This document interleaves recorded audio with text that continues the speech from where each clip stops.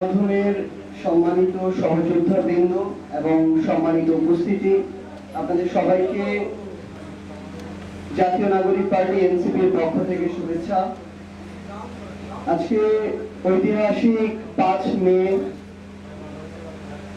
শাপলা গণহত্যা দিবস। আজকে শুরুতে শ্রদ্ধার সাথে স্মরণ করছি ২০১৩ সালের আজকের এই দিনে যারা বাংলাদেশের মুক্তির জন্য সমবেত হয়েছিলেন এবং সেদিন যারা রক্ত দিয়েছেন, জীবন দিয়েছেন, আমাদের সেই সহযোদ্ধাদের আমরা স্মরণ করছি। নিশ্চয়ই এই বিভিন্ন গুরুত্বপূর্ণ ঘটনা কিংবা সেদিনের সেই শাপলা চত্বর, রক্তাক্ত চত্বরের অনুপ্রেরণা থেকেই ২৪-এর উৎপত্তি।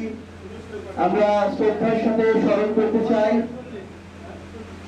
২০০৯ সালের বিডিআর হত্যাকাণ্ডে যে ৭৪ জনকে হত্যা করা হয়েছে, ১৩ সালে শাপলা চত্বরে ৬৭ জনকে হত্যা করা হয়েছে, ২১ সালে মোদী বিরোধী আন্দোলনে ১৯ জনকে হত্যা করা হয়েছে এবং সর্বশেষ ২৪-এর অভ্যুত্থানে ১,০০০-এর অধিক মানুষকে প্রত্যক্ষভাবে শেখ হাসিনা এবং তার দোসরদের নেতৃত্বে নির্দেশনায় যাদেরকে হত্যা করা হয়েছে, আমরা তাদেরকে শ্রদ্ধার সাথে স্মরণ করছি এবং তাদের এই হত্যাকাণ্ডের যেন উপযুক্ত বিচার হয়, দোষীরা যেন সর্বোচ্চ শাস্তির সম্মুখীন হয়, এটাই জাতীয় নাগরিক পার্টি এনসিপি সবসময় চায় এবং এটার সাথে সবসময় থাকবে। আজকে আমাদের সাথে যারা যুক্ত হয়েছেন, আমরা তাদেরকে এনসিপির পক্ষ থেকে অভিনন্দন জানাতে চাই। আজকে আমাদের এখানে সম্মানিত একজন শিক্ষাবিদ যুক্ত হয়েছেন, যিনি একই সাথে মুক্তিযুদ্ধে অংশগ্রহণ করেছেন এবং আমরা গাজীপুরের যে ঐতিহ্যবাহী শিক্ষা প্রতিষ্ঠানগুলো প্রায় ১০টির অধিক শিক্ষা প্রতিষ্ঠানে বর্তমান রানিং প্রায় ১৫,০০০ শিক্ষার্থী পড়াশোনা করছে, যেগুলোতে তিনি তার জায়গা থেকে শিক্ষা প্রতিষ্ঠানগুলো পরিচালনা করেন এবং একজন বরেণ্য শিক্ষাবিদ হিসেবে আমরা আমাদের সম্মানিত আরিফ স্যার সহ আব্দুল্লাহ মোহাম্মদ হোসাইন ভাই এবং ডক্টর মোহাম্মদ নাদিমুর রহমান ভাই, তিনারা আজকে আমাদের এখানে যুক্ত হচ্ছেন।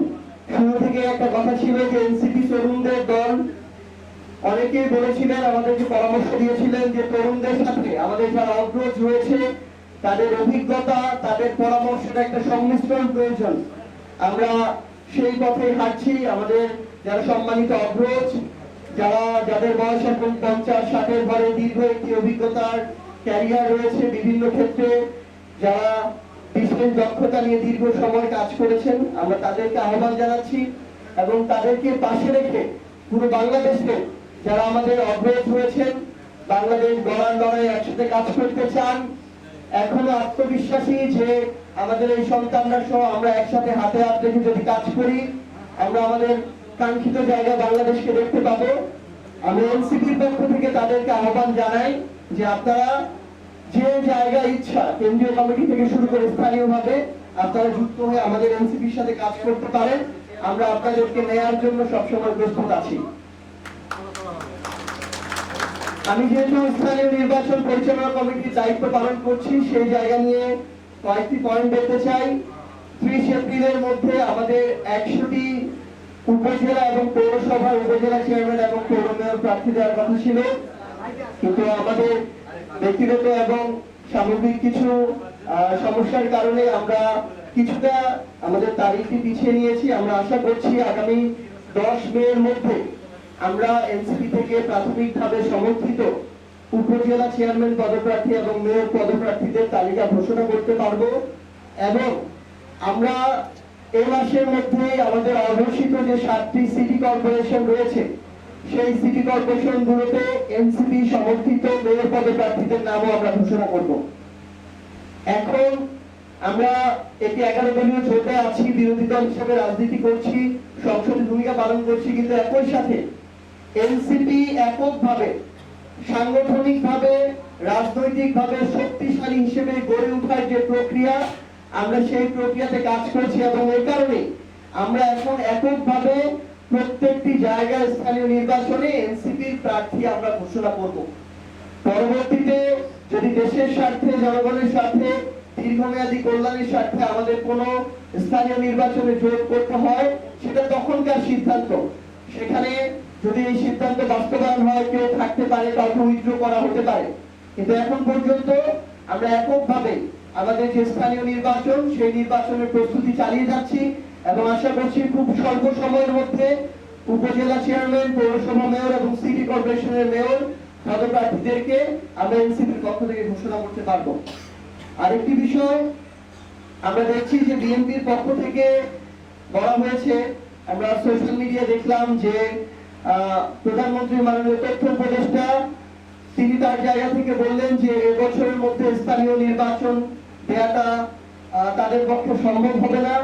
তাদের ভাষ্য অনুযায়ী আমরা যেটা বুঝতে পারছি যে তারা আবার স্থানীয় নির্বাচনকে টালবাহানা করে পিছিয়ে 2027 সালে ডিসেম্বরে নেওয়ার পরিকল্পনা করছেন এবং তারা এটা করতে চায়। এর মধ্য দিয়ে তারা ইতিমধ্যেই জেলা পরিষদ এবং সিটি কর্পোরেশন প্রশাসন দিয়েছে তাদের অযোগ্য নির্বাচনে পরাজিত যেই ধরনের নেতা কর্মী যারা আছে তাদেরকে দিয়ে তারা এখন জেলা পরিষদ, সিটি কর্পোরেশন পরিচালনা করছে এবং স্থানীয় সরকারের এই গুরুত্বপূর্ণ কেন্দ্রগুলোকে তারা নিজেদের ভাগ বাটোয়ারা আর লুটপাটের চাঁদাবাজির এক একটা সেক্টর বানানোর চেষ্টা করছে।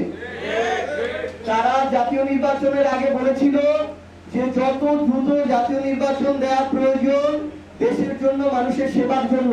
তাহলে এখন তারা সরকার গঠন করেছে, এখন কি মানুষের সেবার প্রয়োজন নেই? এই উত্তর তাদেরকে দিতে হবে। উপজেলা পর্যায়ে কোন উপজেলা চেয়ারম্যান এই মুহূর্তে নেই।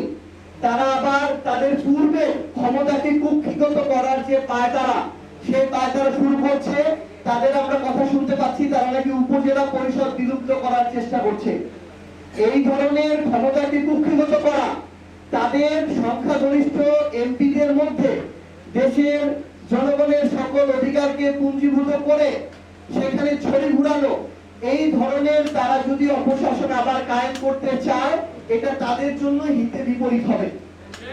এই জন্য আমরা তাদেরকে আহ্বান করব অতি দ্রুত সময়ের মধ্যে সিটি কর্পোরেশন এবং উপজেলা ও পৌরসভা নির্বাচন যেন তারা এই বছরের মধ্যেই তাদেরকে দিতে হবে। তারা বিরোধী দল এবং বিরোধী দলীয় জোটকে রাজপথে নামার জন্য সকল ধরনের অপকর্ম এবং অপসিদ্ধান্ত তারা গ্রহণ করবে। আর আমরা যখন রাজপথে নামি তখন তারা বলে যে আমরা আমাদের জায়গা থেকে নাকি সরকারকে স্থিতিশীল দেখতে চাই না, এই জন্য আমরা 3 মাস যেতে না যেতে রাজপথে নেমে যাচ্ছি। তো আমরা তাদেরকে আহ্বান করব যে বিরোধী দল আমাদের যেন রাজপথে না নামতে হয়, আপনাদেরকে ওই সিদ্ধান্তটা নিতে হবে এবং স্থানীয় নির্বাচনকে নিয়ে কোনো ধরনের পায়তারা করার সুযোগ নেই। এবছরের ডিসেম্বরের মধ্যেই আমরা সিটি কর্পোরেশন, উপজেলা পরিষদ এবং পৌর মেয়রের যে স্থানীয় নির্বাচন সেই নির্বাচনগুলো দেখতে চাই এবং সেই অনুযায়ী এই নির্বাচন কমিশন এবং স্থানীয় সরকারকে প্রস্তুতি নিতে হবে। তো আমরা আপনাদের সবাইকে আবার অসংখ্য ধন্যবাদ জানাই এবং আমাদের মুখপাত্রের তথ্য মধ্য দিয়ে আজকে আমাদের প্রেস ব্রিফিং শেষ হবে। আপনাদের সবাইকে অসংখ্য ধন্যবাদ।